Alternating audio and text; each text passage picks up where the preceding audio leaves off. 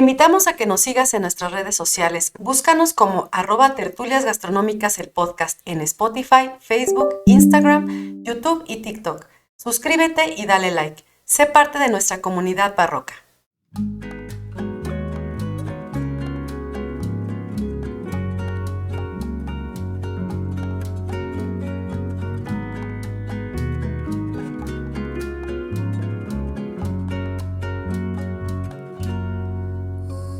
Hola a todos, bienvenidos a Tertulias Gastronómicas, un podcast donde platicamos de gastronomía, su entorno, significado, rituales, evolución y uno que otro chisme. Yo soy Viridiana Pantoja. Y yo soy Inés Millán. Y juntas nos echaremos una tertulia gastronómica. ¿Y tú quién eres? Tenías que cagar. Domicilio conocido. Es el, ¿cómo se llamaba el que ibas a contratar allá en? Lucio. No, pero ¿cómo le El decían? Bagre. Es el Bagre, es Don Bagre. ¿Cómo están? ¿Qué tal? Pues aquí con otra sorpresita, ¿no? Para esta tercera temporada. Se queda Marce, ¿me estás hablando a mí? ¿Para dónde estás viendo? Perdón, es que decimos cambio de cámara y está para allá, sí es cierto. Así es, ahora andamos volviendo para allá. Sí, es correcto. No, pues qué bueno, muchas gracias Marce por acompañarnos otra semana, Ay, no, pues a mí me por encanta. dignarte a bajar aquí a este rancho. Tú que vienes de la calor, tú que vienes de la ciudad, de la Acrópolis. Sí, de la megalópolis. así es, correcto. Sí, pues ya todavía es la ciudad más grande del mundo o ya no. Yo creo que no. ¿Ya se la tragó quién?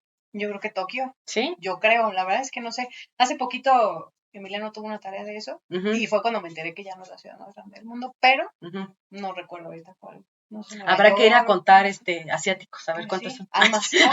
Habrá que ir a contar almas un día. Sí. Y bueno, pues como ya vieron nuestros queridísimos tertulios, no, es barrocos, perdón, siempre me equivoco. Sí, mira, ya van 2 veces. Perdón, es que es la hora, y es lunes. Y bueno, como ya vieron, tenemos nuevamente aquí a nuestra queridísima Marce Bolaños, que nos acompaña nuevamente y que pues nos trae un súper temazo, ¿no? Y espero pues que les guste. Sabemos que nos va a gustar porque siempre traes unos temas súper interesantes. A mí me gustan mucho. Y por ahí, por lo que vi, sentí ahí un poquito, se ve que, ahora no ya ve que va a estar bueno. Ahora no hay preguntas. No, nada más para. Sí, claro. Y. Ahora hay examen. Sí, ¿verdad? No, cállate. Sorpresa. Es tercer parcial. Y les agradecemos mucho que se conecten nuevamente. Recuerden suscribirse a nuestras redes sociales. Estamos en TikTok, Instagram, Facebook, YouTube. Patreon. Y nos van a encontrar siempre como Tertulias Gastronómicas el podcast y nuestra página oficial es www.tertuliasgastronómicas.mx. Y pues sin divagar más, vamos a introducirnos en el tema. ¿De qué nos vas a hablar hoy, Marci? Híjole, pues les voy a hablar de Sor Juana. Hombres necios. Hombres necios que aprovechan sin razón. Pues sí, la verdad es que pues es un tema que me ocupó el último año. Y la verdad es que tuve muchas sorpresas alrededor de la investigación. La verdad es que Sor Juana nunca fue un tema que me hubiera gustado investigar antes, pues. ¿No te había llamado la atención? No, nunca. A pesar de que estudié donde estudié. Ahora sí que es sorpresa, pero, ¿no? Sí, sorpresa. Faltó la campanita. Saca los TikToks. Sí, ahora sí te vas a poner el hábito. Nada más el hábito, por favor. Nada de... No. De votos y cosas así. No, cállate, ¿no? Y pues la verdad es que me he llevado buenas sorpresas. Nunca me imaginé encontrar lo que encontré. Y pues bueno. Vienes a compartirlo, por Exacto, ¿no? Vengo a compartirlo. Y pues bueno, no sé qué quisieran que les empezara a platicar, tal vez. Que empezaras a platicarnos. O sea, ¿cómo fue que empezó esa investigación o por qué? ¿No? ¿Qué fue lo que empezaste a investigar? Ok, pues de donde vengo, donde radico, donde vivo muchas horas del día, pues parte de la consigna para los investigadores es pues justo, ¿no? Tener el tema de Sor Juana como un eje principal. A pesar de que no soy docente investigador, pues bueno, me dedico a eso desde hace ya un ratito. Y, como hobby. Pues sí, como parte complementaria de mis actividades. Exacto, ¿no? Porque tienes mucho tiempo. Porque sí, tengo mucho tiempo. Sí, no, te encanta. No, y uno que es multitask, ¿no? Es que es para no tener malos pensamientos en la vida, claro. Entonces, pues me lleno la ociosidad es la madre de todos los vicios, no vayamos a caer en tentación. Y entonces, pues bueno, uno de mis primeras, digamos, preguntas dentro del claustro fue, pues, ¿dónde estaba la celda de Sor Juana? ¿No? Porque, pues, se habla de muchas cosas, incluso si ustedes van alguna vez al claustro, pues está la celda de Sor Juana y la celda contemporánea, pero que son salas de exhibición, o sea, una galería, alguien puede ir a poner ahí pinturas, esculturas y demás.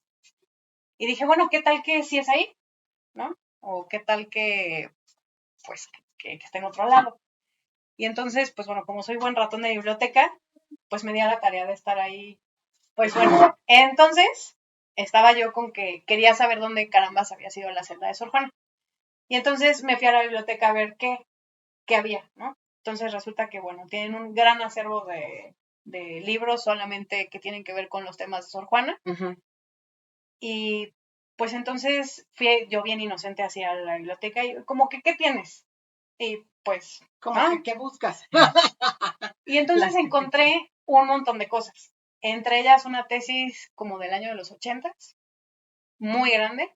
Incluso tiene un anexo de mapas, aparte de la tesis, que es bastante grande, incluso pues en máquina de escribir, que a mí me causó pues muy, o sea, como mucha nostalgia de cómo escribíamos antes, ¿no? Mis hijos nunca me van a terminar de creer cómo era la vida antes del internet y las computadoras, ¿no? Entonces, pues bueno, resulta que el claustro, como lo conocemos ahora, no era como en la época de Sor Juana en el siglo XVII. Y entonces, pues me puse a buscar cómo pudieron haber sido estos claustros, estos conventos en el siglo XVII. Yo buscaba inocentemente en la Ciudad de México, pero bueno, me di cuenta que en América Latina y en España y en Italia, pues eran más o menos parecidos, ¿no? Y entonces, pues bueno, ¿cuál fue mi sorpresa? Que era como una pequeña ciudad dentro del claustro.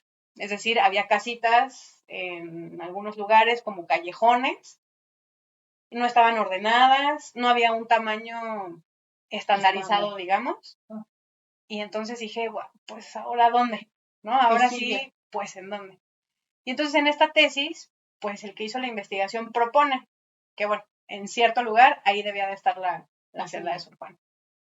Y pues como yo no entiendo de planos, ni soy arquitecta, ni soy arqueóloga, ni nada. Dije, y a mí llévenme. Pues ahí es, ¿no?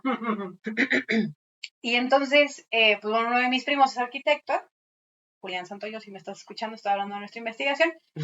Y bueno, pues resulta que por más que yo le explicaba, pues él no me entendía, ¿no? Y me dijo, yo necesito ver los planos.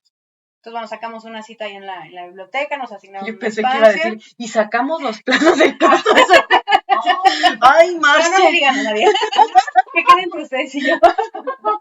No. Entonces ya nos prestaron, ahora sí, los anexos. Wow. Y cuando él vio donde decía este autor que estaba la celda, me dijo, esa no es. Y yo dije, ay, si tú que estuviste o cómo sabes, ¿no? Ok. Y entonces me dijo, no, claro, porque es un lugar, me dice, mira, así vio el mapa y me dijo, estos muros de acá son muros muy gruesos.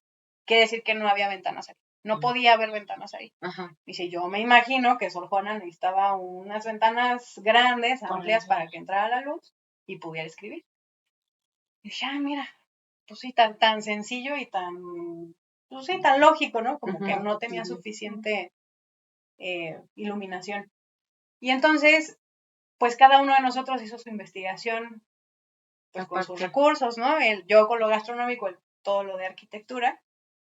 Y entonces dimos con un documento que se escribió en el siglo XVIII, o sea, 100 años después de que murió Sor Juana, de alguien que estaba haciendo, digamos, como su biografía.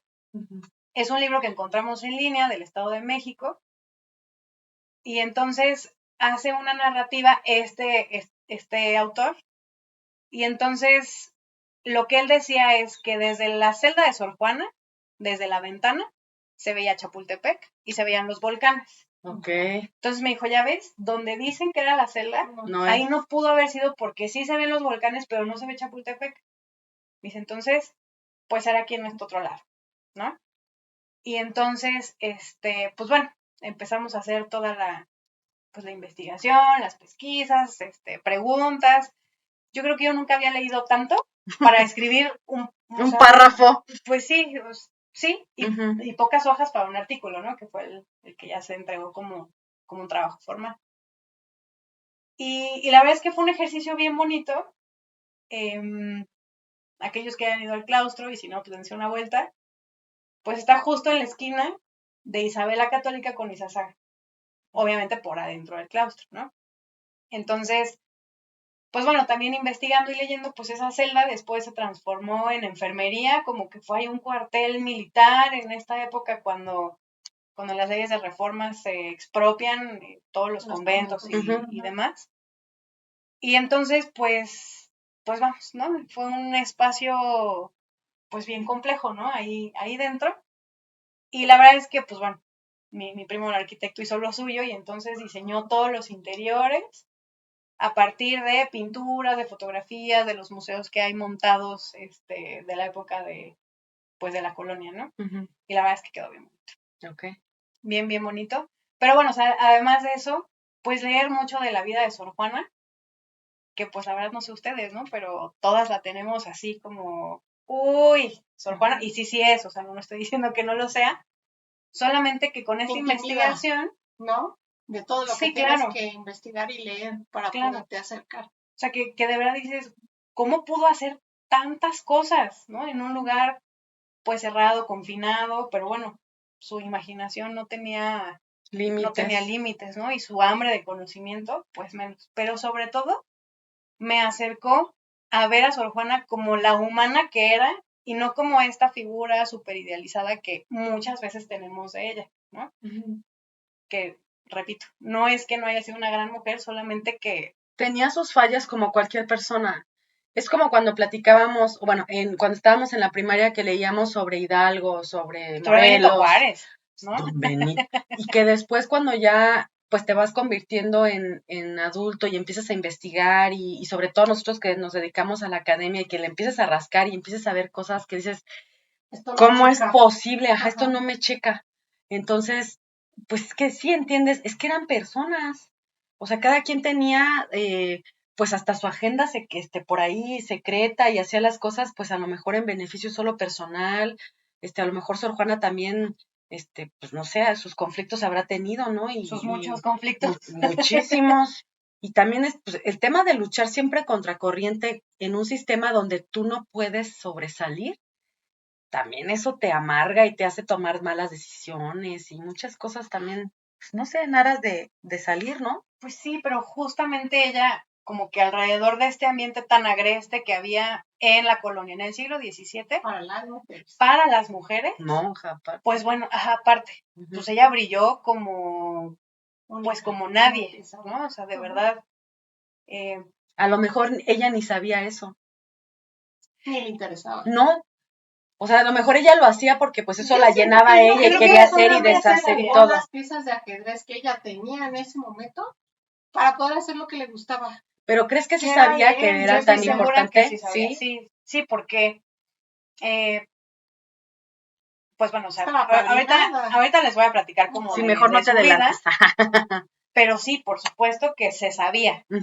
No sé, yo creo que no pensó jamás que era la más importante, ¿no? O sea, pero sí sabía que, o sea, el peso que tenía, ¿no? Entonces, pues bueno, ya que encontramos la celda, o bueno, que nosotros tomamos la decisión ejecutiva de decir, era esta.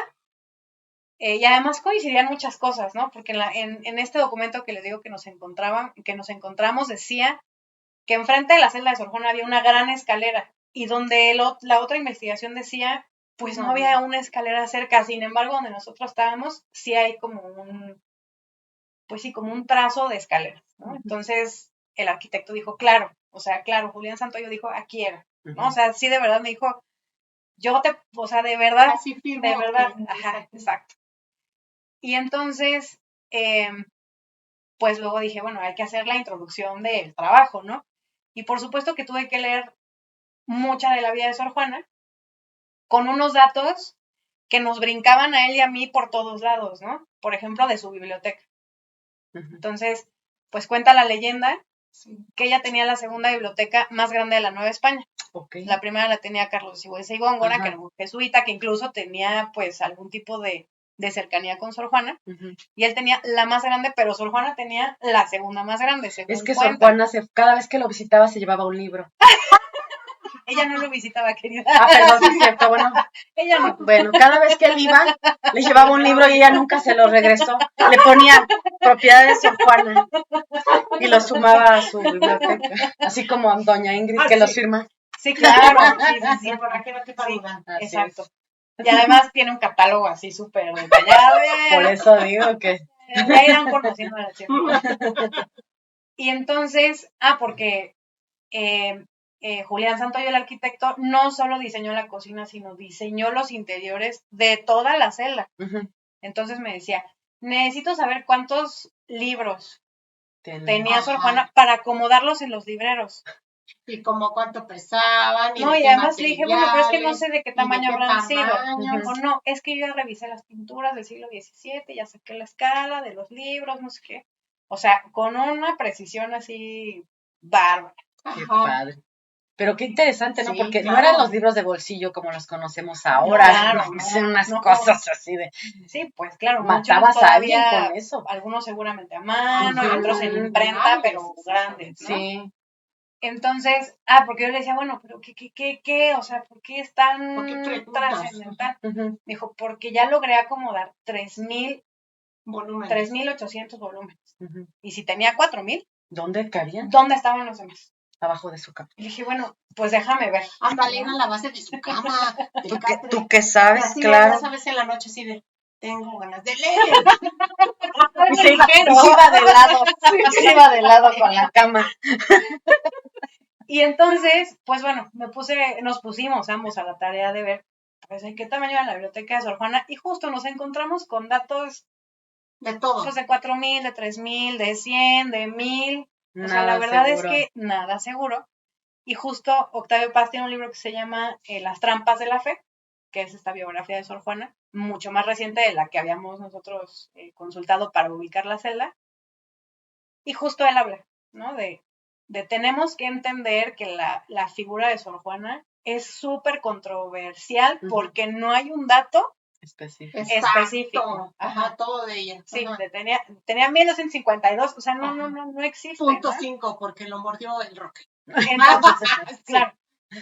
Entonces, qué difícil construir un personaje ese marco histórico, ¿no? Y de lo que dice otro. Exacto. Y así.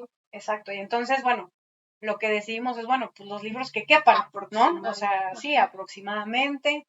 Y entonces, pues bien bello, Julián, pues le hizo toda la parte alta, ¿no? De su celda, porque además es una celda de 2 pisos, pues la parte de arriba llena de libros, ¿no? Entonces, ay, a mí sí me dio como esta idea de ver, o sea, sí me gustaría ser Sor Juana, entrar, ¿no? Y ver, me los acomodaron bien padre, ¿no? Sí, así no los tenía, pero bueno. Pero gracias.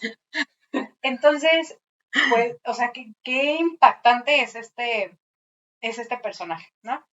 Y entonces, pues bueno, regresé a los libros a ver, pues, de su vida, va y viene y demás. Y bueno, resulta que ni siquiera estaban ahora ya seguros de la fecha de nacimiento de Sor Juana. Entonces, como que no la ubicaban bien si había sido en un año o en otros 3 años posteriores. Y entonces, pues bueno, hubo quien hizo la investigación de irse a Nepantla, al Estado de México, y revisar estos archivos, a ver dónde había un acta de nacimiento, bueno, sí, de fe de bautismo. Exacto, fe de bautismo. Fe de bautismo, porque en ese entonces era con la iglesia. Y resulta que en el año que decían que había nacido Sor Juana, no había registros de ninguna Juana. Ok. Sino hasta 3, o sea, con la diferencia de 3 años, hacia atrás, que dijeron, sí, aquí hay una Juana. Y entonces, pues ya más o menos se asume, ¿no? Puede ser, ¿Y quién sabe? ¿Quién sabe si era la Juana? Sí. No, y además, ¿quién sabe si la llevaron a bautizar el o sea, pronto, lejos de su nacimiento, claro, o sea, sí. Pues, es que antes se usa, no era el registro como ahora. Sí, no, la gente nace. Ya ven, Barrocos, por eso es bueno el CURP, el INE, el acta de nacimiento, el RFC y todas las sartas de estupideces que nos piden cada vez que vamos a hacer un trámite. No vayamos a ser otra persona. No, y las 10 copias de cada documento. Sí, no, antes la vida era más sencilla. ¿Cómo me choca? Así que dice, te mandan la circular y dice, no es necesario llevar copia de. Y llegas allá y sí. Y te dicen, ¿y su copia? Aquí dice que no, pero sí pero aquí se pide la copia. Ay, Dios. Y de ahí no lo sacas. Me acuerdo. Sí, yo perdí varias citas en el SAT por eso. ¿no? O sea, que dices, pues tú me estás diciendo que no. Sí, claro, pero... Bueno, entonces Orgeón es 3 años más grande. Sí, entonces, como que lo que se decía antes de que desde muy niña había empezado a leer y escribir, pues no era tan niña. O sea, pues, o sea, sí era niña, pero no tenía. Pero era 3 años, ¿no? Más grande de lo que se decía. Exacto. Primer mito, para atrás. Sí. O sea, bueno, ya como estudiado, con los bajos que encontré. Sí, y además es un libro que se llama La doncella del verbo y es más o menos reciente, no es de Octavio Paz de hace, o sea, de los 80, sino ya es de las últimas investigaciones. Sí, exacto. Y entonces, pues bueno, también este asunto, a mí me sorprendió muchísimo el apellido de Sor Juana.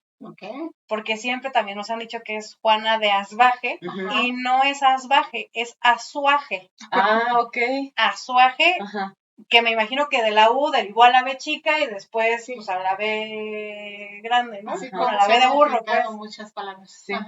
Y porque también estas investigaciones pues se fueron incluso a España a ver. Sí, el apellido pues, derivaba y tal. ¿No? Ajá. Y entonces, porque además Sor Juana decía que su padre había sido de, no recuerdo ahorita qué región de España, y pues resulta que los azuajes no son de ahí, los asbajes no son de ahí, pero los azuajes sí. Entonces, por eso. Y claro, o sea, ya viendo como las firmas bien de Sor Juana, pues no tiene una B grande. O sea, más bien se ve ahí como una U, como una B, o sea, pero bueno. Así como el inspector de la Pantera Rosa, no será asbaje. No diga así, diga, uy. Sí, así súper claro, ¿no? Y bueno, ¿no? También esta parte de Sor Juana, que no fue hija legítima, sino, no les sé decir, sí, pero no les sé decir si nunca se casaron y tuvieron un amorío muy largo, o el señor era casado y después, ¿no? O sea, no tengo ni, o viudo, o sea, no hay mucha información justamente de qué pasó de él, por lo menos no en los escritos que yo encontré. Y entonces, pues bueno, también qué tema, ¿no? Ya me imagino en el siglo XVII en Nueva España ser mamá soltera, bueno, ¿no? O sea, pues, qué cosa. Al cadalso. Sí. Lo que creo, me parece, por todo lo que investigué, que le hizo, digamos, el paro a esta mujer, pues es que el abuelo de Sor Juana tenía mucho dinero, o sea, era una persona acomodada, con recursos, y entonces, pues ya bueno, con eso digamos que ahí la... Sí. Y bueno, pues vivían en la hacienda de Panoaya, ¿no? Bueno, lo que hoy es la hacienda de Panoaya, exacto, grande, que ahora pueden ir a disfrutar ahí de muchas actividades, ¿no? Al aire libre y demás. Entonces, pues mal no le fue, ¿no? Y bueno, o sea, como toda esta situación de que en ese momento, pues ahí donde vivían era prácticamente provincia, ¿no? Y entonces el abuelo decide mandarla a la ciudad, pues a que no creo que estudiar porque no era algo como tan común para las mujeres. Pero sí me imagino como a cultivarse, a ver otras cosas, a estar digamos, en círculos que la hicieran crecer. Y entonces vino a vivir aquí con una tía y pues claro, la tía se llevaba muy bien con los virreyes. No, pues ahí ya cayó. Y entonces, exacto, es como el vínculo que justo es como esta oportunidad de estar en el momento adecuado, en el lugar preciso, con las personas correctas, para que lograra este brillo que la caracteriza, ¿no? De su personalidad. Sí. Yo creo que si no hubiera tenido estas oportunidades, pues quién sabe, ¿no? O sea, hubiera sido otra. Sí, sería otra historia, no existiría. Hubiera sido Juana de Asbaje toda la vida, ¿no? No Sor Juana Inés de la Cruz.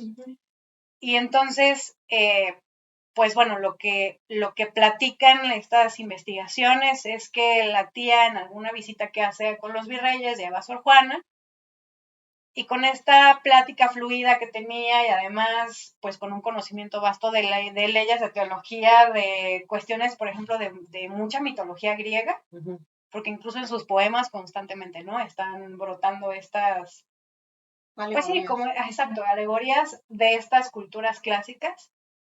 Pues entonces a la Virreina la tenía loca, fascinada, embobada, porque era una niña, o sea, al final del día, o sea, sí era una niña jovencita cultivada, ¿no? Y que además con este don de la palabra para expresarse, que no le diera como pena. Ajá, exacto. A lo mejor sí, ¿no? Pero en general, pues, maciza, ¿no? O sea, de frente. Y entonces se va a vivir a la corte de los virreyes y ahí está bastante periodos, ¿no? Incluso encontré algunas cosas que decían como que ella, digamos, como que era la institutriz de los hijos de los virreyes. No es algo que pueda asegurar, pero bueno, es algo que se dice. Pues sería lo más lógico. Pues claro, pero no era lo normal. Porque las mujeres, ¿no? O sea, y además tan jóvenes, pues no creo que fuera incluso bien visto, ¿no? Yo me imagino. Y pues bueno, justo llega a una edad casadera. 15 años. Pues, no, yo creo que menos. Aquella época, yo creo que 14. Menos, 13, 14. Y entonces es, pues, ¿qué vamos a hacer contigo, no? O sea, lo normal es que tengas que... Sí, pues, o te casas o te vas al convento. Y entonces, como con este afán de estudiar, de saber, de no querer que eso se le coartara, pues ella pensó en la opción del convento como algo muy viable, ¿no? Sin embargo, pues no tomaron la mejor decisión de a dónde la mandaron. Con las carmelitas descalzas, exacto. ¿No? Primero llegó con las carmelitas descalzas. Y ustedes ya hablaron de eso en los capítulos anteriores de la temporada pasada, ¿no? Donde las carmelitas eran, bueno, terriblemente severas, ¿no?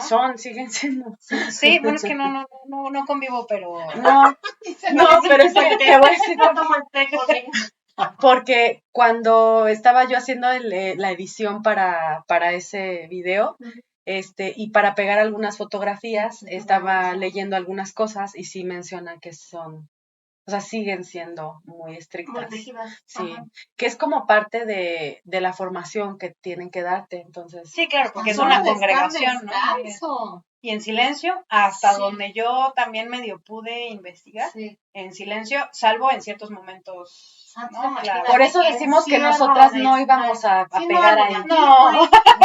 Puede no haber placer, no comes, pero llegar pero al chisme, no. Sí, y entonces, pues yo me imagino, ¿no? Este shock de en la corte, apapachada, que si quería escribir, escribía, y de pronto, ¿no? Hacia el otro extremo. Y entonces, pues no le cayó nada bien. Dijo, ¿qué diablos, qué decisión te acabo de tomar? Bueno, inclusive se enfermó, ¿no? Eso es lo que dicen las crónicas, que caí muy enferma. Y entonces la sacan de ahí, pero ahí va, ¿no? O sea, no cualquiera se salía del convento, o sea, no podías. O si te salías ya eras mal vista. Ah, sí, porque pues, y señalada, ¿no? Me imagino. Pero la sacó su familia. Pues no queda claro exactamente quién la saca. Bueno, pero si tenían dinero, pues esa es la posibilidad, ¿no? Pues sí, y no sé si incluso la virreina dijo, a ver, sáquenmela de ahí. Sí, tuvo que ser alguien que fuera por dedazo, porque si no, no se podía, claro. Un non plus ultra. Pues ahí se ve como esta cosa, este factor humano que juega en la vida de Sor Juana, ¿no? Donde, pues sí, estaba con las personas correctas en el lugar preciso. Nació con su estrellita. Y entonces se le permite salir del convento, se recupera de salud y pues otra vez, bueno, y entonces, ¿qué vamos a hacer contigo, no?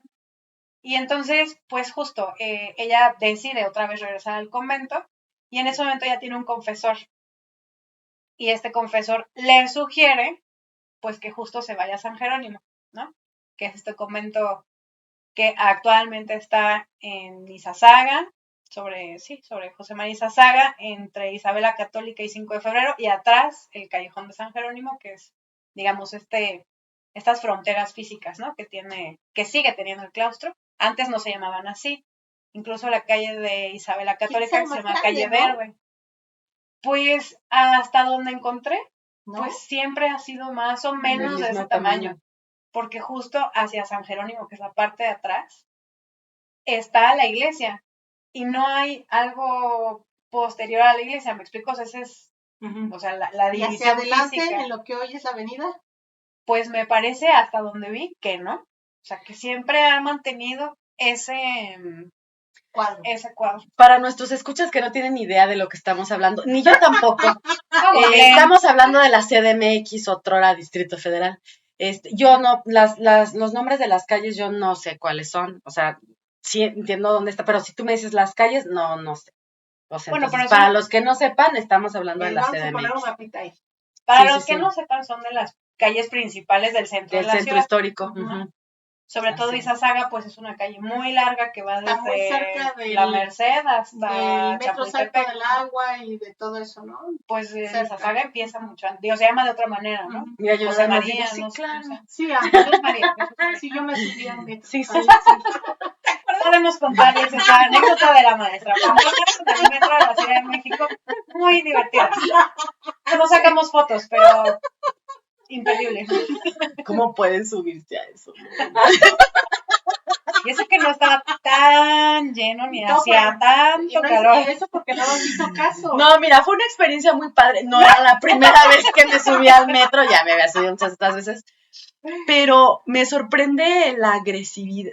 Es que no quiero decir agresividad, pero sí la intensidad y la contundencia con la que la gente viaja en metro, como se mete, o sea, si tú no te pones abusado, te vas con la marabunta. Te bajan. Ya te ibas, te agarramos así de la mochila. Es que me llevaban, o sea, de verdad te aprietan así y vas así y te van llevando. Amiga, pásate para acá de este lado. No, yo no me voy a poner ahí. Es que se pararon en medio de donde van los vagones, donde está la separación del vagón. ¿Qué tal que se cae uno ahí? No. Entonces, no, y aparte irte con la marea. Sí, claro. No, pero aparte es eso, ¿no? O sea, está la rapidez con la que vive la gente en la Ciudad de México, que se meten al metro y salen del metro y no se fijan quién está a su alrededor, ni si te hacen para allá o si te hacen para acá. Entonces, uno que viene de la provincia, ¿verdad? Sí siente uno un poco así como esta contundencia, no, esta contundencia con la que la gente, pues, quítate porque yo voy a pasar, ¿no? O sea, tengo prisa. Y uno así en la pendejana, así como de... Uno de turista. Ajá, sí. No, ya, peor todavía, porque de turista, pues, siquiera no, pero como de repente no es algo que uno lo utilice todos los días, pues sí, se te ve tu cara de que andas perdido, o sea, de que no, que no sabes la dinámica del... Exacto, sí, o sea, andas ahí como venado entre leones, ¿no? Así como... Sí, bueno, han viajado ataúdes en el metro. Para que te des una idea. Ahí se aplica, si corro, si empujo y si, ¿cómo se dice? Sí, y grito, si empujo y si corro. ¿En serio? Sí, claro. Digo, he visto unas fotos ahí súper inverosímiles, así de novia así vestida y en el metro así agarrada, así que va a su boda. No, la verdad es que el metro es el lienzo perfecto para ver. Es un ecosistema de la cultura mexicana. Muy impresionante, sí. No, sí, que pasan incluso los que se hacen pasar por ciegos y los ves o sea, se bajan y ahí se quitan los lentes. Y están viendo eso también está, lo vemos en otras partes, ¿no? Gente que camina, que estaba inválida y así, que de milagro caminan, sí. Ni Cristo hizo eso. No, ni Cristo se atrevió a tanto. Y fue el peso que le diste. Pero qué bárbaras van a ver, porque estaban yo era la botana de ustedes, qué barbaridad. Teníamos que sacarlo en este episodio. Sí. Porque justo fueron al claustro a ver estos espacios y estas ruinas que siguen de pie, ¿no? La verdad es que me parece que el claustro de Sor Juana es un museo. Pero además es un testigo, abierto, ¿no? Un testigo constante, igual que todos los que están ahí, ¿no? Alrededor, Regina Coeli, todos los conventos de la Merced, ¿no? Incluso la catedral. Son estas que si las paredes hablaran, ¿qué no dirían? Y además estos edificios que nos dan identidad como chilangos, ¿no? La verdad es que si no han ido, vayan. Si no viven en la ciudad, googleen.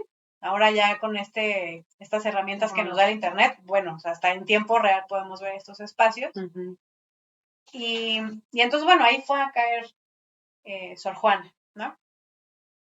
Incluso la investigación se hizo tan a conciencia del lado de Julián Santoyo, que encontró que uno de los arquitectos, no se llaman arquitectos, no recuerdo cómo era el nombre del oficio, no sé si oficio profesional, no lo sé, no quiero decir cosas que que estén incorrectas, pero uno de los constructores principales de la ciudad se apellidaba Manchuca, y el padre de Sor Juana tenía azuaje Manchuca, entonces como que da la idea de que pudieron haber estado incluso relacionados porque Julián encontró que esta persona estuvo haciendo, aparte de la catedral, trabajos en un convento, no dicen en cuál. Y coincide con la fecha en la que Sor Juana ingresa a San Jerónimo.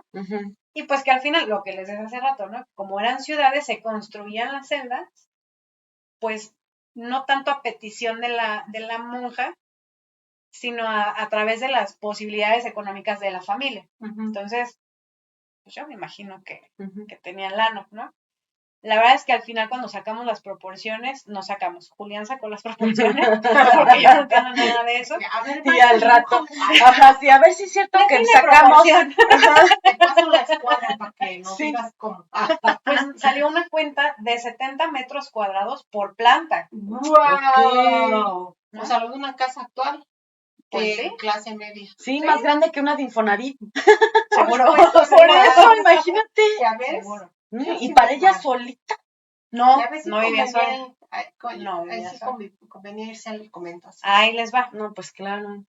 Dentro de estos documentos que yo les decía del acervo de Sor Juana en el claustro, pues está una serie de documentos, incluso del testamento de Sor Juana, y ahí viene la transacción de que su mamá le regaló una esclava a Sor Juana. Qué linda. Para vivir aquí, que era Juana de San Miguel. De San José. De San José, perdón. Juana de San José.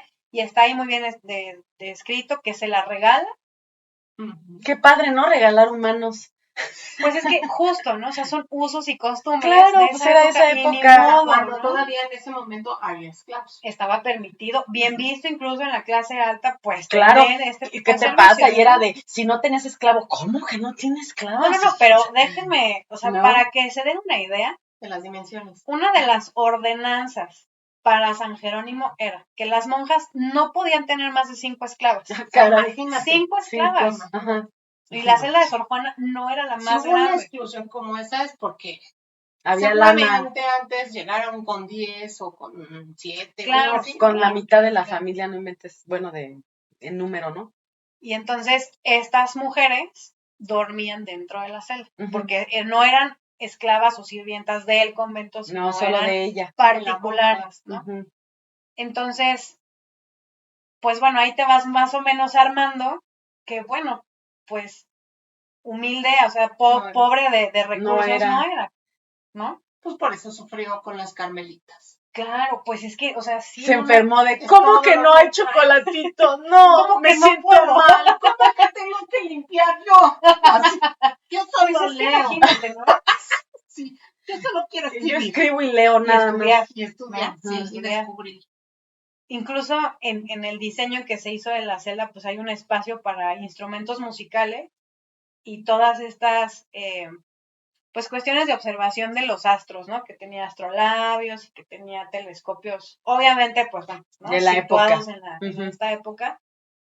Pues justo porque era amante de observar, mira, o sea, de verdad que hablar o sea, tener instrumentos musicales, instrumentos de medición, libros, eso no es barato. No, si no es barato ahora, menos antes. En el siglo XVII. Y además eres mujer. Y ser alfabeta. Claro. Claro. Entonces, obviamente no era humilde. No. Y ahora súmale la esclava. No, claro, sí. Y además, también lo que se acostumbraba era que, por ejemplo, a los conventos iban las niñas o las señoritas a estudiar. no a estudiar matemáticas y cosas así, sino a ser buenas esposas, sobre todo buenas madres, que pudieran transmitir a sus hijos esta educación católica adecuada. Administrar una casa. Y entonces enseñaban a bordar, a tocar algún instrumento, a pintar, a tener plática. Claro. ¿No? Y entonces, por ejemplo, si algún familiar de Sor Juana quería que su hija estuviera con las Jerónimas, entonces, pues digamos como que Sor Juana las amadrinaba y iban a vivir a su celda. Sí, yo tengo aquí un dato, mira, que aparte de la esclava, Juana de San José, sus 2 medias hermanas estuvieron ahí, Antonia e Inés, y su sobrina también y protegida llamada Isabel María de San José. Y ella terminó tomando los hábitos también en el convento. Pero llegaron como familiares, como dice Marcia. Sí, como que pues te acojo, o sea, ¿quieres que estudie aquí conmigo? Pues a ver, vengan, me vas a hacer como compañía, pero vas a tener que aprender a hacer cosas. Sí, claro. Y entonces, al final de esta educación, las niñas o salían para casarse o para tomar los hábitos. Okay. Exactamente. Entonces, pues bueno, esta celda en especial que yo les estoy comentando, también en este libro de documentos de Sor Juana está la adquisición de ese espacio. ¿Dónde vivió Sor Juana antes? No sabemos. No sé. No hay registro. En lo que yo investigué, no hay ningún registro. Entonces, pues bueno, ¿no? Ahí otra vez, ¿no? Vas construyendo que pudo comprar, o sea, tuvo los recursos monetarios para comprar una propiedad, una estructura, pues, dentro del convento. Y entonces, pues, ¿de dónde sacaba dinero? ¿No? O sea, esa es como la pregunta, ¿qué hacía? ¿No? Y sobre todo, tomando en cuenta el episodio pasado donde me platicaron justo de las órdenes monacales, donde hacen voto de pobreza.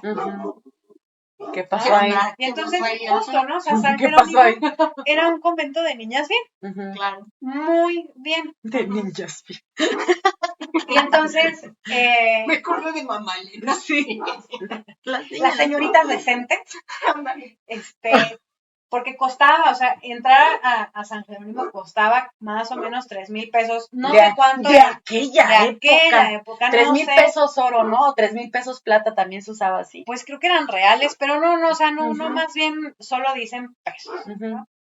No sé cuánto equivaldría con las devaluaciones y estos tropiezos económicos que hemos tenido a lo largo de los siglos. Y seguramente pagaban también, tenían un pago la esclava que entrara, asociada a esa persona que estaba entrando. Yo creo que a lo mejor las visitas, sí, porque para darle de comer y todo, todo cuesta en esta vida. Claro, porque además esa es otra, ¿no? O sea, si tenía su cocina particular, pues no comía del convento, ¿no? Sino, yo me quiero imaginar, y justo así se hizo todo el diseño de la cocina, con cosas que ella pues le daba dinero a la esclava para que ella sí podía salir al mercado y hacer recados y comprar y traer información, chismes y demás, ¿no? Porque también esa era la forma de allá afuera, claro, ¿no? Sí. Entonces, pues bueno, pues ahí estábamos en esta parte de la investigación y entonces Julián me dice, bueno, ¿y qué cocinaba Sor Juana? No, pues quién sabe. No, ahí me explotó la cabeza. Y dije, no tengo idea. O sea, porque ni siquiera, o sea, no. Que ahí hay un dilema, ¿no? Ahí hay un dilema. Porque entiendo yo, me imagino que vas para allá, para el tema del recetario del... Sí, de San Jerónimo, claro. Pero una cosa es que exista un recetario, otra muy distinta que lo haya cocinado ella, otra más distinta que ella solamente haya visto el proceso y de ahí ella, a través de la observación, hacer los experimentos, ¿no? Y empezar a redactar. Y también las teorías que dicen que este recetario en realidad era del convento, no nada más de ella. Claro. Y ella lo único ahorita que les voy a platicar fue de esas particularidades Cuéntanos. Del recetario de San Jerónimo. Entonces dije, claro, voy a consultar el recetario de San Jerónimo porque vamos, ¿no? Es un recetario bien cortito, tiene 36 recetas nada más. ¿Y cómo se le adjudica a Sor Juana? Pues porque tiene la rúbrica, ¿no? Tiene un soneto y la rúbrica. Y ya por eso se dice Sor Juana. Pues, o sea, pues es que, ¿no? Sí. Papelito habla, ¿no? Hasta la fecha, ¿no? Como que si no firmas, ¿Cómo no es tuyo, ¿no? Sí. Entonces, pues bueno. Bueno, te diré. Te diré. Yo nomás ahí lo pongo en la mesa y a según. Y entonces, pues bueno, encontré, digamos, la primera edición en digital, lo encontré en internet, del recetario, de la transcripción del recetario de San Jerónimo. Esa transcripción y el estudio del texto lo hizo Guadalupe Pérez San Vicente, que fue una de las, yo creo que de las pioneras investigadoras de cosas de ¿No gastronomía. es donde también participa Josefina Muriel? No. Es que ese es uno posterior, es de Mónica Lavín. No, ese es otro. Ahora verás.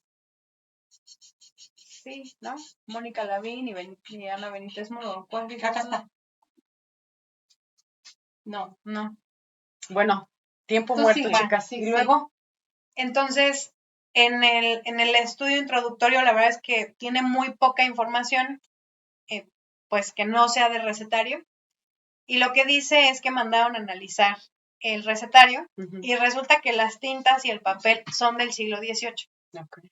Pero que la firma sí es real, ¿no? O sea, sí es, no sé cómo se diga en términos legales, pero bueno, la rúbrica es real, ¿no? Entonces, lo que Guadalupe Pérez San Vicente propone en este estudio introductorio es que ese documento que lo analizaron fue una copia del original y que se hizo pues tiempo después, ¿no? Y luego también dije, bueno, ¿qué guardamos en los recetarios? ¿No? O sea, yo les aseguro que ninguna guardamos en el recetario escrito las cosas del día a día. No. O sea, no hay un arroz blanco, no hay una sopa de pasta. Ni mal, ¿eh?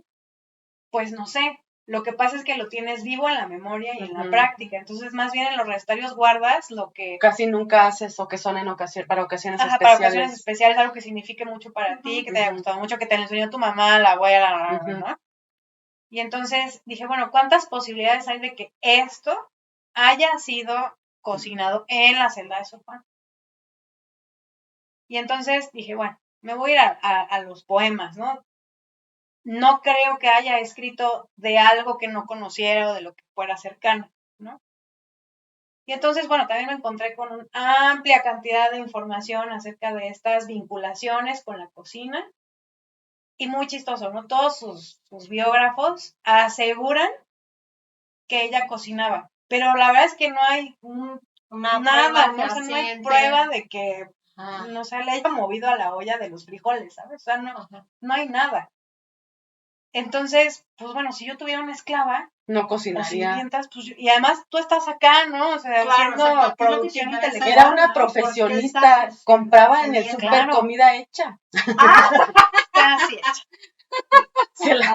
¿Sabes qué? Ahí están 10 reales, vete por unos tacos de pasta y me los traes. Claro, es que sí tiene mucha lógica.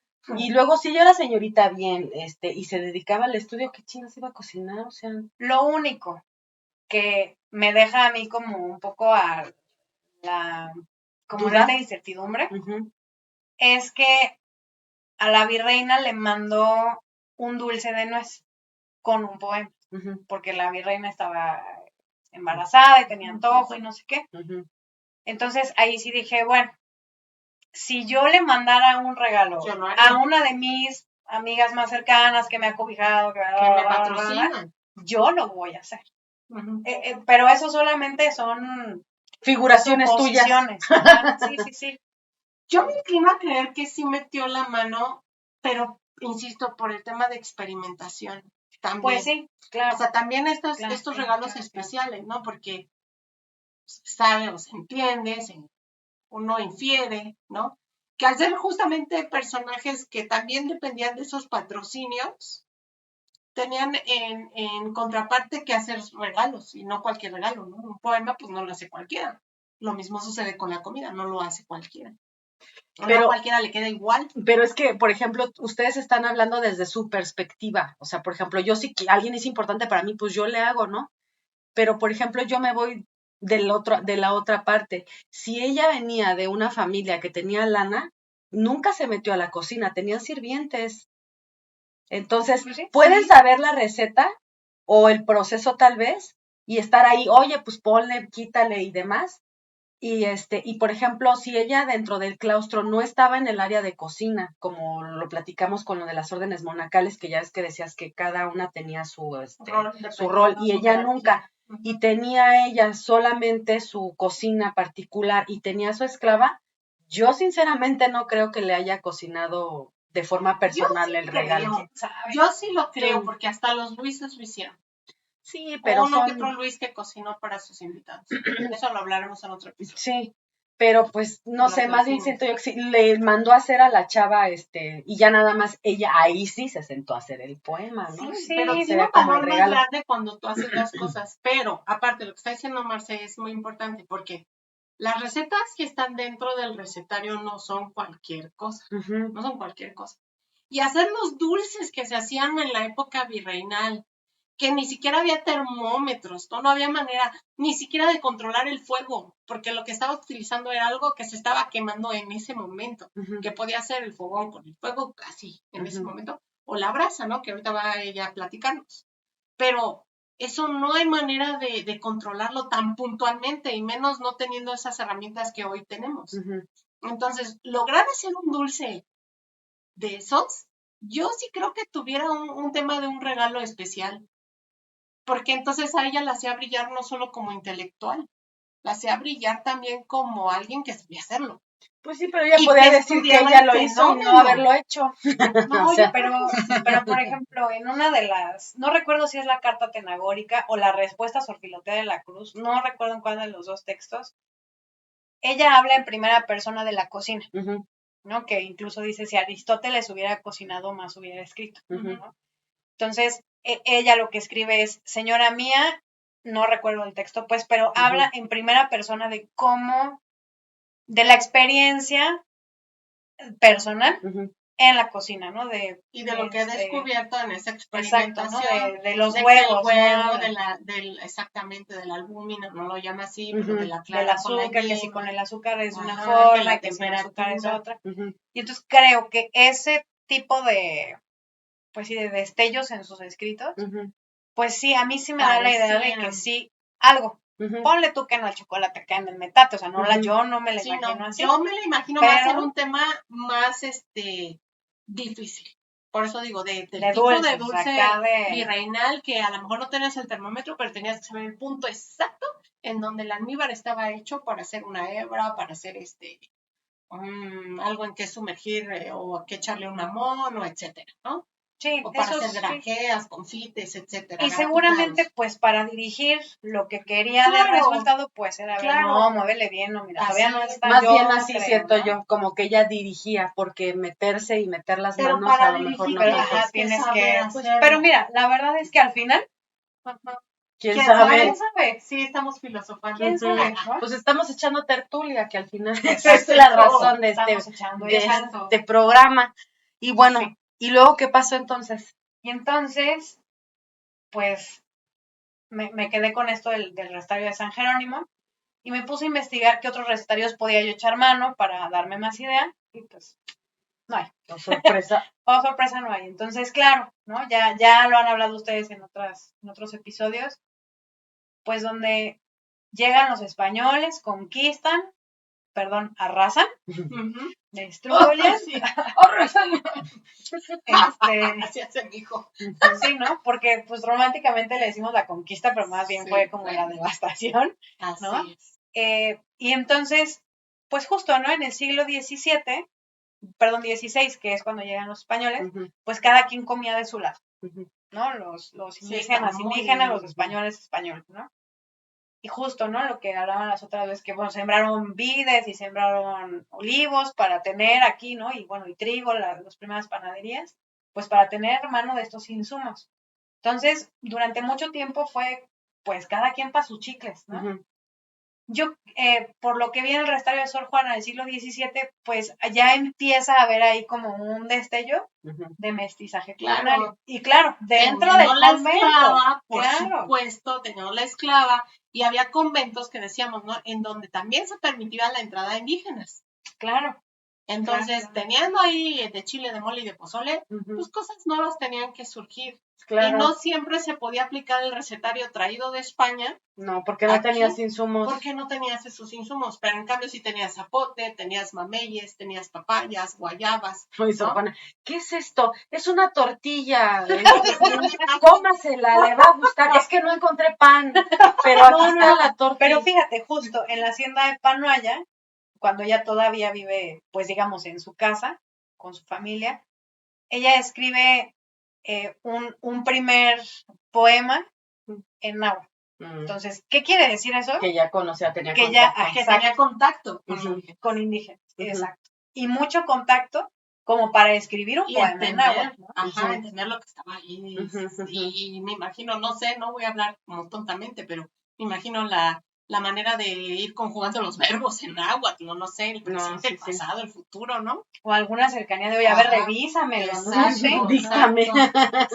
O transcríbeme, o tradúceme. No, sí está bien interesante. Entonces, pues bueno, ¿no? O sea, también alrededor de esto, pues en uno de sus poemas habla del tequesquite, ¿no? Que es un mineral, una piedra de origen prehispánico. Entonces, pues sí tenía toda esta cercanía. En otro poema habla de los herbolarios, de cómo curaban con medio de hierbas. Y por otro lado, pues hace comparaciones de que si sus cejas son de color de la oliva, ¿no? O sea, como cosas, ¿no? De estos dos mundos. Contrastes. En sus escritos, ¿no? Entonces, de verdad, pues habla de mestizaje culinario. 100% de mestizaje culinario.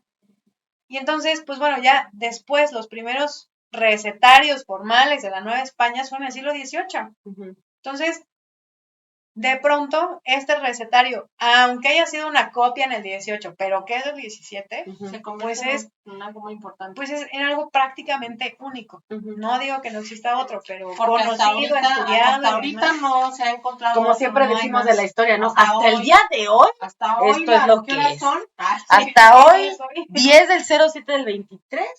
No hemos encontrado otra cosa. Exacto, ¿no? sí. Y por eso también se dice que es el primer recetario de América. ¿No? Sí. De la Nueva España. Porque seguramente las españolas, pues sí podían traer estos recetarios, no sé, Ruperto de Nola, ¿no? Traerlo de España. Pero bueno, los mexicas no tenían grafías, ¿no? O sea, ellos dibujaban las acciones, ¿no? Las palabras, tenían ciertos glifos para ciertas cosas, ¿no? Entonces, un recetario, yo siempre se lo digo a mis alumnos, el que te diga que tiene un recetario prehispánico, te está mintiendo, ¿no? Porque, pues, es que utilizan mal el término, por no saber, pues, también. Claro, y también luego cuando, pues siempre, ¿no? Que les voy a dar algo prehispánico, siempre es con el paréntesis de, a ver, o sea, son ingredientes de origen prehispánico, pero las técnicas, siempre les digo, si yo les hago una salsa verde, sin cilantro, sin cebolla y sin ajo, pues me dicen que yo no sé hacer nada, ¿no? Eso sería una salsa prehispánica. Porque esos ingredientes no existían aquí. Exacto. Pero bueno, y se llamaría mole, ¿no? Sí. Pues sí, como ya también lo platicamos. Pero es muy interesante. Yo cuando estuve revisando también el tema, yo obviamente no soy tan especializada como Marce, porque de verdad Marce se aventó un año estudiando como ratón de biblioteca el tema. Solo ese tema, ¿no? Así de... Ella puede decir que conoce a Sor Juana. Pues mira, no creo, porque era su íntima. En nuestras citas que teníamos para el tema de los avances del libro, siempre, ¿y ahora qué encontraste, amiga? Y me empezó a decir que no me calas. Pero agarraba yo aire. Fíjate que te era cuento como que... una hora para ponerme al día de lo que había leído toda la semana, ¿no? Sí. Bien interesante, muy interesante. Entonces, entiendo yo que para poder sacar su paper se aventó como, yo creo, media biblioteca del claustro. Sí. Pero como debe de ser, para que de verdad tenga peso los y respaldo. Son importantísimos en esa materia, tanto arquitectónicamente hablando como gastronómicamente hablando, porque pues sí sabíamos algunas cosas, ya había algunas publicaciones, como decías, de Mónica Largo y Elena Benítez Muro, y también de Josefina Muriel, porque el prólogo de este recetario lo tienen en esa publicación, ¿no? Y entonces tenemos los que ya habíamos dicho de Teresa Turba Casteló y etcétera, ¿no? De dulces mestizas, dulces delicias, ¿cómo se llama? Aquí está. Delicias de antaño. Aquí está. Dulces delicias, pero no. O sea, viejo, pues. De lo viejo. Entonces sí hay, pero todavía falta mucho más. O sea, todavía podemos seguir investigando y seguirnos especializando en varios temas. Pero el chiste es rascarle, y a veces tienes que leer mucho para sacar, como dices tú, un parrafito. O menos, ¿no? Exactamente. Hay cosas que nosotros investigamos que incluso nos van a dar para otro artículo, ¿no? O sea, sí. De que no puedes poner con varios enfoques. Todo, ¿no? O sea, sí, con varios enfoques. O sea, por ejemplo, el otro será como de cómo llegaron, o sea, el arquitecto cómo llegó a esta decisión de aquí es. Porque tantos metros cuadrados, cuánto medían las celdas, y que ¿por si qué? La escalera, y además hizo un bosquejo que está aquí, ¿no? Hizo un bosquejo de cómo él se imagina que se vio por afuera la celda de Sor Juana. Claro. Bueno, cada quien, como dices tú, zapateros y zapatos, el arquitecto, con ojos de un arquitecto, ¿no? Claro. Que uno no pensaría. Y yo me permitiría también que ya estudiando lo que es el recetario, se pueden indagar, pues, qué equipos, qué ingredientes, qué técnicas, qué utensilios tendría que haber tenido el convento y en este caso la celda de Sor Juana para poder justamente hacerlos. Sí. Claro. Y en este tema también, obviamente el arquitecto decía, ¿no? ¿Y en qué espacio guardarlos? La cocina, y qué incluso equipos para lavarlos, no nada más para almacenarlos, ¿no? Para ocuparlos. Entonces, venga. Estuvo bueno, porque Julián como él es muy lógico, pues, ¿no? Me hacía cosas que yo acá como, de la investigación social, pues no te preguntas, ¿no? Entonces, hizo una tabla en Excel con los metros cuadrados, ¿no? Es que necesito saber todo el equipo que tenía su cuarto. Y tú, ay, Dios, te vas a quedar sentado. Déjame, voy a dormir y ahorita te digo así. Y entonces, me voy a teletransportar. Pues, ¿de dónde sacas esa información? Pues lo puedes ir viendo. Entonces construimos, ¿no? A través de las recetas, de los lienzos, de pinturas, exacto. Entonces, bueno, vi tantas pinturas de cocinas que ya, así yo decía, no, ya quiero saber. Ya no sé ni de qué siglo es esto. Auxilio, ¿no? Y entonces, pues cada vez que nos reuníamos me decía, mira, así va. Y yo decía, qué precioso, ¿no? Y después él me decía, no, es que esto no tiene lógica. Es que, a ver, ponte a pensar. Y entonces, esta parte que yo no tengo, Tú dime, de a ver, la entonces, parte operativa. ¿dónde prendían el carbón? No sé qué. Y entonces no era fogón, era brasero. Brasero de barro, no sé qué. Y entonces, ¿no? Lo ponía ahí. Y entonces, pues la verdad es que nos quedó una celda que a lo mejor, pues quien la vea diga, ay, qué poquitas cosas tiene. Pero la verdad es que, o sea, tiene todo lo que se usaba, lo que se necesitaba. Y lo que existía en esa época. Claro, ¿no? Sí. Entonces, pues bueno, incluso ver lo de las alacenas. Cómo eran las alacenas, que si cerradas, no cerradas. Que si con mallas y con vidrios y con la puerta de madera así llana, ¿no? Cerrada. Pues el garabato, la verdad es que le quedó padrísimo. Todos los detalles de los azulejos para las cocinas. O sea, bueno, para los braseros, ¿no? Y la verdad es que quedó increíble, ¿no? Y entonces, en este ambiente que creamos, pues conviven justo, ¿no? Este mestizaje culinario donde están todas las cosas que trajeron los españoles, como cosas de metal, pues, ¿no? De cobre también, ¿no? Para los dulces. Exacto. Y por otro lado, pues el molcajete, el metate y el petate. Los instrumentos dentro de la cocina. Claro, aquí yo, por ejemplo, hice una lista, revisando, porque me di a la tarea yo de revisar justamente el recetario, ir revisando receta por receta, y de ahí ir como infiriendo qué era lo que se necesitaba. Qué era lo que se necesitaba, y que muchas veces la misma receta te dice. Sí. Una olla para... Coja usted el metate. Una olla para, el palote para... Yo creo que he tenido ese acento, pero... No, es que luego como platicamos, siempre platicamos todo lo que es referente a España y le metemos ese acento nomás con cara. Pero sí. Bueno, pero, o sea, obviamente, a lo mejor por ahí una que otra, monja, pues se hablaba así, ¿no? Por supuesto. Seguro. Claro. Y bueno, aquí dentro de lo que yo encontré, y ahí tú me vas a decir si voy bien, si me hace falta algo más, que necesitan a fuerza un palote, ¿no? algo para poder extender sus masas, porque incluso dentro del recetario hay una masa hojaldre. Pero no tenía horno. O sea, ¿a qué voy? De por qué cambiamos el fogón por brasero. Porque no tenía chimenea. Y entonces no podía generar humo. Algo que entendí, justamente revisando, es que hay muchas recetas que dicen que se le tenía que poner, ellos dicen, doble fuego. Y cuando empiezas a revisar, es que tenían que ponerle fuego brasa abajo, brasa abajo y brasa arriba. Y un comal como tapadera arriba con brasas arriba. Para justamente crear ese calor como de horno dentro de un recipiente. Eso en algunas cocinas asiáticas, bueno, de las que veo luego así en algunas páginas, sí hay, es la cocina que está, bueno, es el hoyo que está empotrado así en un área, construida de material.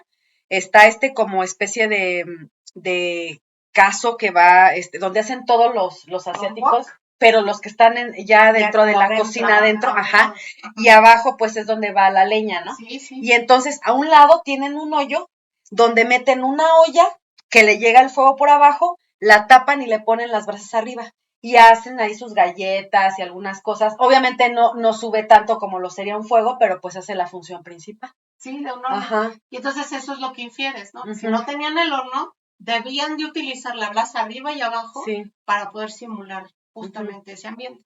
Pues toda esta inventiva, ¿no? Pues del recurso. Fuentes, porque ellas se mencionan en el recetario que obviamente estos postres y estos platillos se colocaban en fuentes para poderse presentar, ¿no? O regalar. Entonces tenían que ser una especie como de platones, como dices, o platitos, o algo en donde se pudiera presentar, pero no cualquier plato, ¿no? Tenía que verse bonito. No, además, en muchos de estos papers que estuve consultando, pues se menciona loza de China. Fíjate. No cualquier loza, ¿no? Fíjate. Entonces, porque había recursos, por exactamente. Supuesto. No como hoy la talavera poblana, que también me imagino que hacia Puebla y hacia Tlaxcala se manejaba. Sí. Y busqué, ¿no? Y estuve revisando caso para freír, lo mencionan. Caso para hacer el almíbar. No se llamaban casos para freír, se llamaban pailas. Fíjate. Pailas. Cuchillos, mencionan cucharas, mencionan platos, comales para las brasas, comales normales, para calentar también los de, como les decía, ¿no? Para cristalizar azúcar, ¿no? Lo utilizaban también especiales. Ahí dicen que incluso para cocinar los merengues, cajetes, porque de ahí derivan otras recetas. Como las cajetas. Como las cajetas, exactamente, que era una especie de cajitas en donde se colocaba el dulce y por eso se les llamaba así, ¿no? Casquillos. Elementos para medir o pesar, porque también dice, póngale una arroba de no sé qué, ¿no? O las libras. Exactamente. Las cazuelas, porque ahí ya también te están diciendo, ¿no? Cazuela de barro. El brasero, el molino manual o métate, el sedazo, ¿no? También para las cremas. Y el molcajete, por supuesto, ¿no? Que yo infiero. Sí, es que eso se supone, bueno, yo también, ¿no? Pienso que eso tendría que estar presente en estas. Porque en ese recetario, si usted lo busca justamente en línea, no son como los recetarios actuales. De hecho, es barroco, ¿no? Entonces, claro que no. Entonces, de por sí tienes como que entenderle qué quiere decir, ¿no? Y además son instrucciones así, o sea, es un parrafito. O sea, y entonces ellos saben que dan a entender que ya sabes. Que tú ya sabes lo que estás leyendo, ¿no? Así, hago un merengue. Ok. Sí, exactamente, ok. Y muchas veces te dicen los arrobas y las libras, pero otras no. Te aparten de, pues ya debe tener esto. Y no viene en el recetario, ¿no? Sí, exacto. Entonces, es que, amiga, en esa época eras mujer y tenías que saber todo eso ya desde chiquitita, sí, ya lo traías aquí tu recetario recién nacida. Ese y el manual de Carreño. Algo que estuve revisando también y que se dice en estas investigaciones es que hay más dulces que salados. Que platillos salados. Sin embargo, los platillos están bien interesantes, igual que los dulces. Digo, sí, hemos hablado en los capítulos anteriores como los antes, ¿no? Los buñuelos, ya habíamos hablado de esos. Pero, por ejemplo, encontré que dentro del recetario está Las tortas de arroz, hay como 3 diferentes de cómo hacerlas. Una incluso se pintaba hasta con azafrán para que quedara el arroz amarillito y la capa, ¿no? De picadillo azafrán en el caro. centro. Exactamente. Entonces, ahí estamos justamente dando connotaciones de que ese comentó no era No, con un voto de pobreza. Cuando platicamos en el episodio de las órdenes monacales, sí decíamos que había especias que eran carísimas, o sea, y te acuerdas también que platicamos de aquí en Querétaro, por ejemplo, nos platicaba la maestra Flor, que en el centro también, no recuerdo cómo se llama el ex convento que está en el centro, que ella nos comenta, ¿no? Esta era de señoritas bien. Ajá. O sea, que tenían departamento allá adentro, no era celda, era departamento, tenían esclavas, comían de tal y tal. Especias. Exacto, ajá. Entonces eso sí te habla de mucha lana. Así es.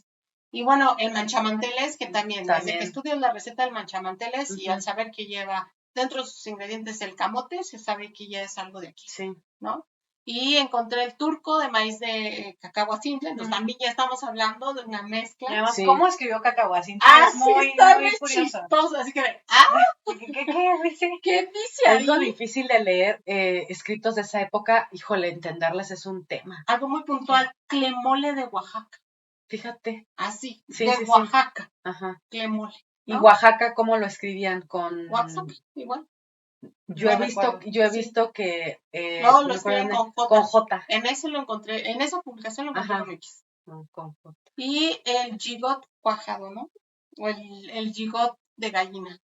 Y que para hacer el cuajado se necesitaba hacer primero el de gallina para que con lo que quedaba se hacía el otro. Entonces, son preparaciones bien complicadas. Bien complejas, bien barrocas, ¿no? Y llenas de especias también. Sí. ¿No? Estamos hablando de moles como manchamanteles y como el clemole, que habíamos hablado que es el pariente, ¿no? Pollas portuguesas, desde el nombre también. Ya te reíste. Sí. Guisado prieto. Otro. Purín de espinacas, en vez de puré. De puré. Purín de espinacas son las que encontré en que vienen justamente del recetario en la parte salada. Y de los dulces están los buñuelos, los huevos reales, los huevos mejidos, los huevos moles, los huevos hilados, los antes de N cantidad de cosas, jericayas, alfajores, pasta hojaldrada, cajeta. Y de la cajeta no dicen cómo hacerse, por ejemplo, vienen recomendaciones de lo que no debes hacer para que te quede bien. Dice nada, cajeta, así nomás. Chécate esto. Y es un parrafito literal, así 4 lecturas. Así nomás. Torta de cielo, postre de nuez, bien me sabe. Leche quemada, sopa de leche. Justo ese postre de nuez es el que regala. El que regala. ¿No? Y sí son complejos. Y sí son barrocos. Claro. Llevan mucho tiempo de cocción rebuscados. Son muchas horas de trabajo, con muchos ingredientes. Muchos pasos para prepararlo. Sí. Y a veces como muchas técnicas, ¿no? Tienes que ir haciendo una primero o la otra para poder ir llegando al resultado final. Entonces, por eso digo yo que no es cualquier cosa la cocina que ellas realizaban. La cocina barroca, así de fácil. Como Marce, yo también insisto que es justamente ahí donde damos vuelo y donde entendemos lo que fue el mestizaje. Ahí estaba. Sí. Y entonces, pues bueno, hay otro investigador de temas gastronómicos que yo la verdad me quito el sombrero siempre, el ingeniero Curiel. Sí. José Luis Curiel Monteagudo, no se pierdan sus libros. Entonces, él tiene uno muy chistoso que se llama Reyes y Virreinas Golosos de la Nueva España. Lo tienen que leer. Y porque además es una lectura así muy fácil y te lo cuenta como si fuera pues una historia, ¿no? Como chisme, como... de cada virrey. Y entonces, justo, ¿no? A Sor Juana le tocan vivir 3 virreyes diferentes, el de Mancera, el del Paredes. El de Paredes y el otro... ¿El de Laguna? El de la Laguna, creo que sí. Y entonces, el de Paredes es al que se le atribuye el mole poblano. Sí, ¿no? Hay uno que es con el mole, otro que fue, lo de los bocados y las cosas que mandaba a la virreina cuando estaba embarazada, ¿no? Y si en uno es el mole, otro trae la mancerina del papá, ¿no? Que le tocó él estar de virrey, pero en Perú, según recuerdo. Y y sí, se les conoce más que por haber sido virreyes, por justamente estas cuestiones culinarias que sucedieron con ellos, ¿no? Eran re malos gobernantes, pero ¡ay, qué buenos eran para la cocina! Ay, ¿dónde lo he oído? Ay, hasta se me acabó el café. Y entonces, pues, ¿no? Imagínense, si a este virrey le gustaba el mole poblano, pues en una de esas, ¿no? También no está en el recetario San Jerónimo, pero en una de esas también se lo hacían, ¿no? Claro, que es lo que decimos, o sea, por algo esas recetas quedaron, pero no quiere decir que eso era que lo sean que las se comía. únicas. Exacto, sí, reducir este campo culinario, el marco culinario en 36 recetas, no para nada. Y el haberlo hecho ella y resumido fue por algo también, tuvo una intención ahí. Desconozco cuál sea. De preservar seguramente. Pero ¿por qué esas y no otras, no? Porque seguramente había otras también importantes dentro del convento. Y seguramente había algunas que eran como el secreto, ¿no? A lo mejor eran las que más le gustaban. Como el que hablábamos, por ejemplo, del chartreuse, que esa receta hasta se la metían debajo Viajó entre las enaguas de la gente. Exactamente, ¿no? Así entonces, llegó. Seguramente habrá muchas recetas que también son secretos de Estado. A lo mejor su grado de importancia puede ser ese, ¿no? O sea, que eran muy importantes para alguien. O te está poniendo a lo mejor las que nadie quería que dijera y las dijo. O sea, no sabemos. Ajá. O esas las odiabas por difíciles, ¿no? Las que justamente se perdió la hoja. Las odio. Me chocan. Sí, no sale. No hacerlas nunca. Y uno aquí, no, el recetario.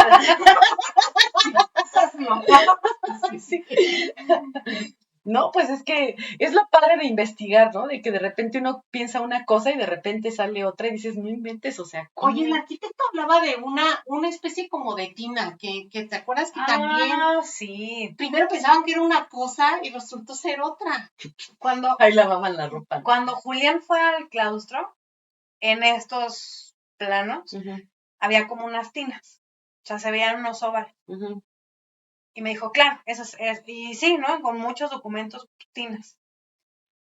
Y hay una parte en el claustro de Sor Juana donde están todavía las ruinas y se puede a través de un vidrio muy, muy, muy grueso.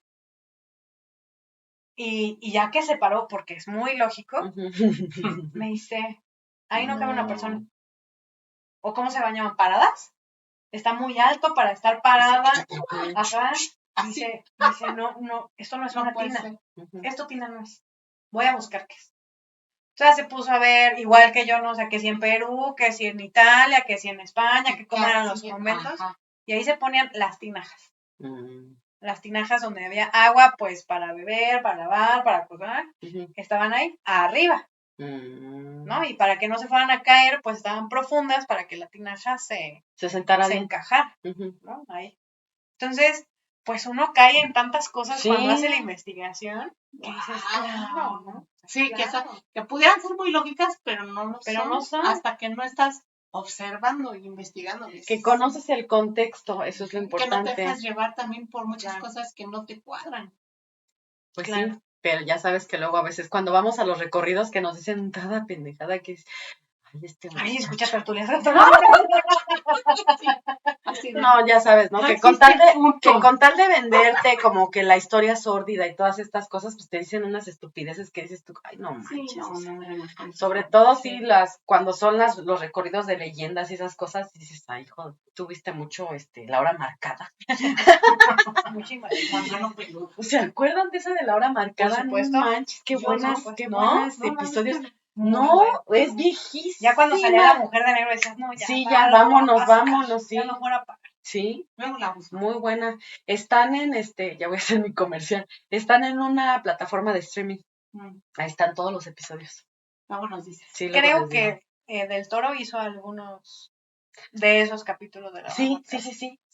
Ahí hizo como sus pininos como historias de terror, de historias de terror, pues ahí. Pues vamos a verla. Te vas a morir de la risa por los efectos, porque pues ya obviamente ya 80s, ¿no? Donde a los monstruos se les ve aquí el cierre, ¿no? Cuando lo hacen así. ¿No han visto las del Santo? Se les ven los cierres de los trajes. Y hay mucha gente que dice, no, este cine de culto en México. ¿Cuál cine? Pues no había presupuesto. Sí, ¿no? Y pues bueno, ya para cerrar, pues bueno, también dentro de estos como mitos desmentidos en estas investigaciones, pues también la muerte de Sor Juana, ¿no? Toda la vida también se nos ha dicho que una pandemia en Nueva España y dentro del convento acabó con ella. Sin embargo, pues bueno, hay un catálogo de donde están registradas las que entraban y cuándo se morían y cuánto pagaban, ¿no? Y no impuestos y demás. Y lo que dice el autor de la doncella del Verbo es, bueno, o sea, si se hubiera muerto de una pandemia, esta lista debería de estar llena, ¿no? Sin embargo, en ese año murieron creo que 3 monjas. No Entonces, sé. O sea, que al final, ¿qué pasó? Pues tampoco se va a saber, ¿no? Y habrá quien me vea y me diga, ay, ¿qué está diciendo? Sacrílega. A lo mejor está en una vitrina, en una casa. Bueno, dentro del templo de San Jerónimo, pues está ahí como Evita, ¿no? Que se la robaron como 4 veces. Porque ahí se supone que está el féretro de Sor Juana. No sé si haya osamenta dentro de él o no. No, seguramente la tienen en el otro lado. Pero... Y seguramente no saben ni siquiera dónde quedó. Sí, a lo mejor ni es ella. Porque si piensas en lo que platicamos, si piensas en una pandemia... Fue vecindad. No. Fue estacionamiento. No manches. Y entonces, justo, ¿no? Hay otro libro que se llama El catálogo de los esqueletos, donde, pues, a ver, o sea... No, y en una pandemia ya lo vivimos. No sabes ni dónde queda. Hay cosas comunes. Sí. Llega un momento en que está tanto el relajo que ya ni cuerpos, muertos, o sea, los queman y ya iban todas las cenizas con todos. Ajá. De hecho, mucha gente decía, pues quién sabe si será tu tía, porque ya que la revoltura capaz que agarraste de 3, 4, 5, ¿no? Pues por eso, y se habrá, sí, es que no se da cosa, el chiste es deshacerte de los cuerpos, ¿no? Pero entonces, si no está registrado, como dice Marcel. Y con tanto tecnología, avances y chalala, todo el relajo. Oye, Marcel, ¿y no los habrán escondido, por ejemplo, por temas así de política? No, así de, no vais a decir que se murieron 20 y tantas, ¿no? Pues es que no creo que haya, pues en una pandemia no en el convento, sino en todo caso hubiera sido en toda la ciudad, ¿no? Entonces, pues, pero ellas llevaban un registro... Y no está. Muy minucioso. Y no está. No, sí está, o sea, está registrada, pero ajá, lo que dice este autor es que debería de haber un montón. Y porque nada si era más pandemia, pues un montón de mujeres muertas. 3. Bueno, pero es que a lo mejor, no pero además 3 en todo el año. No, pues no. No te iba a decir a lo mejor la palabra pandemia, pero no, ya venían de unas de edad media, no manches. Sí, ya no. Ya decir pandemia y son 3, ya la cagué. Sí, no, pues está muy raro. Entonces, pues, bueno, o sea, lo que se supone que sucedió es que, pues, ella hace esta carta atenagórica donde, digamos, critica un poco la forma en la que alguien de la iglesia dijo un sermón o se dio a entender. Ya no les gustó. Ella lo criticó y entonces, sacrílega, con el seudónimo de Sor Filotea de la Cruz le contesta, ¿no? Y Sor Juana le vuelve a contestar. Y a más menos palabras, de manera muy burda, Sor Filotea le dice, dedícate a lo que te toca, ¿no? Eres mujer y eres monja, ya, para. Y entonces se supone que Sor Juana se deshace de todas sus pertenencias, ¿no? Y cuenta la leyenda que pasó sus últimos días cuidando enfermos y que justo por eso se contagia de algo, no sé qué cosa, ajá, y muere. Y entonces, pues tampoco se sabe qué pasó con la biblioteca, no se sabe qué pasó con nada. Pero qué raro, ¿no? Ella siendo tan echada para adelante para hacer lo que ella quería, ajá, investigar y todo, y que por la palabra de una persona haya decidido... Pero es que era un mandatario fuerte de la iglesia. Sí, pero de todas maneras, o sea, como que está... Votos de obediencia, man. Pues, bueno. Pero me está diciendo que... o sea, bueno. No sé, a lo mejor, pues no sé qué habrá pasado también ahí, que no sabemos porque sí, así como era ella cuando te acercaste a la madre y te empezó a dictar los votos, ¿te dijo de silencio? No, hombre. Por eso te digo, o sea, no, y ella, se ve que ella buscaba el modo, buscaba la manera. Entonces, quién sabe qué le habrá dicho ya bien en serio que sí le ardió y no le gustó o le quiso cambiar el chip. No sé, está muy raro. O la amenazaron. No, y además eso más bien le voy, como que le han de haber dicho, si no te calmas, pues vas para Además afuera. está bien interesante porque su confirmación de votos, porque bueno, primero te ordenabas y a los tantos años confirmabas, lo firmó con sangre. Y ahí firma yo la peor del mundo. Yo, Juana, la peor del mundo. O una cosa. Yo, Juana, alias la peor del mundo.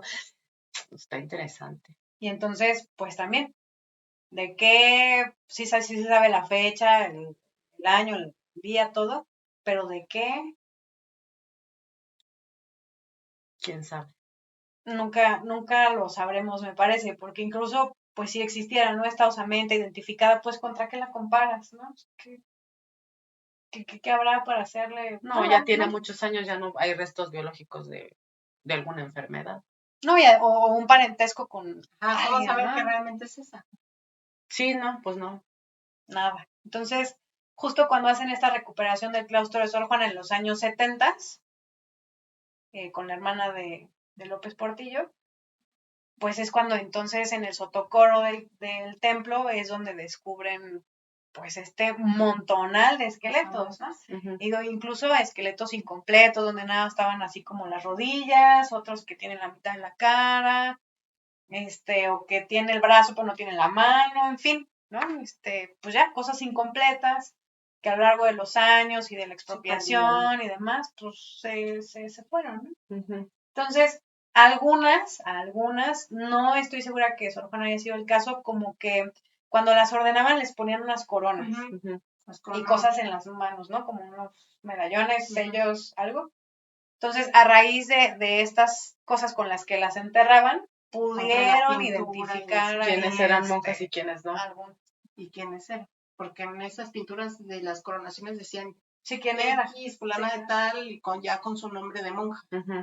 No, pero también la rapiña en su momento pudo alguien por ahí entrar y robarse cosas. Seguro. Ya ves que se daba mucho también los que asaltaban las tumbas también. Para sacar cuando estaba todo esto del oro y todo el tema.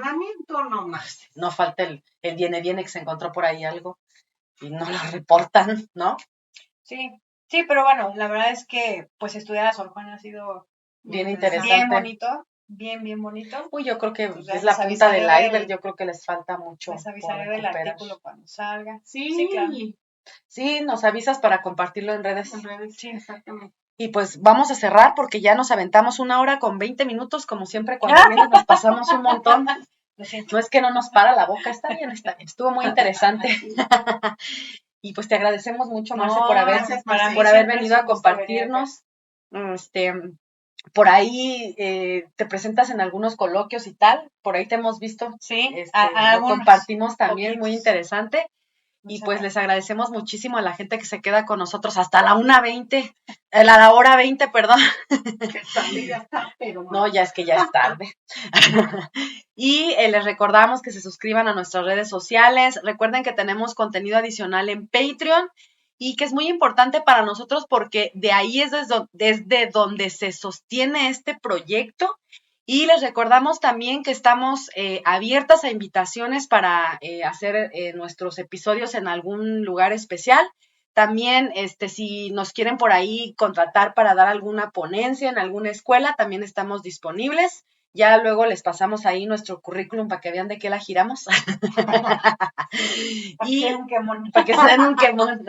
Para que vean que por qué estamos aquí. Exactamente. No, y que nos encanta compartir lo poquito que sabemos, porque la verdad es que sí, no, esto es nadie tiene el conocimiento absoluto, pero lo poquito nos encanta compartirlo. Eso es algo que siempre lo tenemos en mente. Claro que sí, el conocimiento es poder. Correcto. Así es. Solo ignoramos menos ideas. Exactamente. Es un poquito menos tontuelo, decía mi abuela, ¿no? Entonces, nos vemos la próxima semana.